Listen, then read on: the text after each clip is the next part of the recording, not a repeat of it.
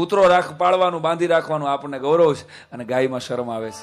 સાહેબ, નવી પેઢી તરીકે, સુધરતી પેઢી તરીકે આપણે શાસ્ત્રોમાં લખેલી વાતોની સાથે સહમત નથી કોઈ હિસાબે. ગાયમાં શું વાત હોય?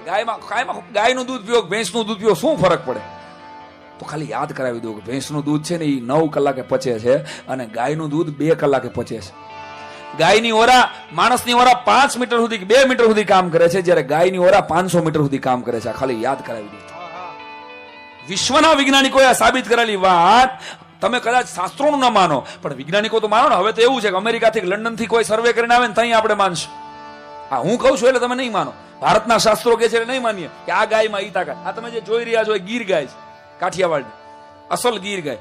વિશ્વના નકશામાં ભલા માણસ આપણી જે કાઠિયાવાડની ગીર ગાય છે, આવી ગાય જેવી ભોળી, એની ગાયમાં જે કરુણા છે એવી કરુણા તમે ગોતી આવી દો તો હું તમારો ગુલામ.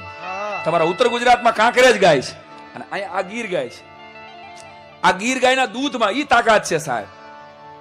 ક્યારેક નવરા પડો ને તો ખાલી ઇન્ટરનેટ ઉપર સર્ચ કરજો. આ જેટલા જુવાનિયા બેઠા છો એને કહું છું.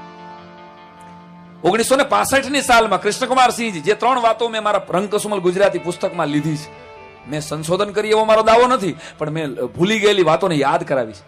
ભાવનગરનું છે કોઈ આમાં?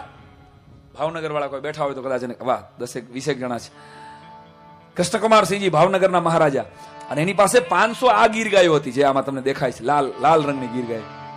500 જેટલી ગીર ગાયો કૃષ્ણકુમારસિંહજી પાસે હતી. ને 1965માં પેલું રજવાડું સરદાર પટેલને કૃષ્ણકુમારસિંહજી આપે પછી સાહેબ સીડ નામનો એક ધોળિયો બ્રાઝિલથી એનો મહેમાન થાય, અને સીડ એમ કે મહારાજ મને કોઈ એવી ભેટ આપો કે મારો દેશ તમને યાદ કરે.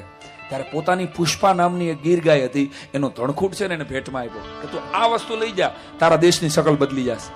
અને ઈ બ્રાઝિલના સીડ નામના ધોળિયાએ બ્લેન્ક ચેક ઉપર એમ કીધું મહારાજા લખવા હોય એટલા રૂપિયા લખી લ્યો. ત્યારે મહારાજાને ઓલાએ કીધું હું રાજા છું, હું લખું નહીં કાંઈ પૈસા, તારા દેવા હોય એટલા દે. અને એ પુષ્પાના ધણખૂટના 10,000 રૂપિયા આપ્યા હતા ઈ જમાનામાં 1965માં, જેની ત્યારે મૂળ કિંમત 200 રૂપિયા હતી.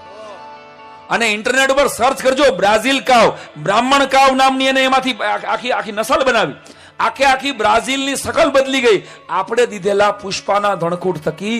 આજની તારીખે બ્રાઝિલમાં 36 લાખ ગીર ગાયો છે મિત્રો.